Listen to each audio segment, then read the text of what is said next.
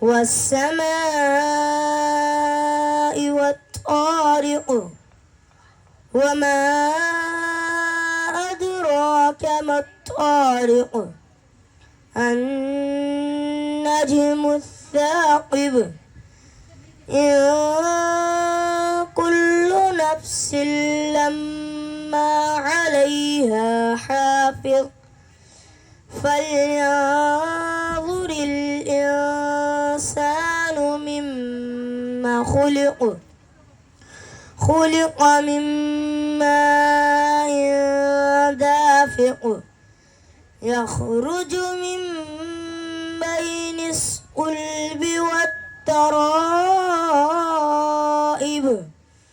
إنه على رجعه لقادر يوم تبلى السرائر فما له من قوة ولا ناصر والسماء ذات الرجع والأرض ذات الصدع إنه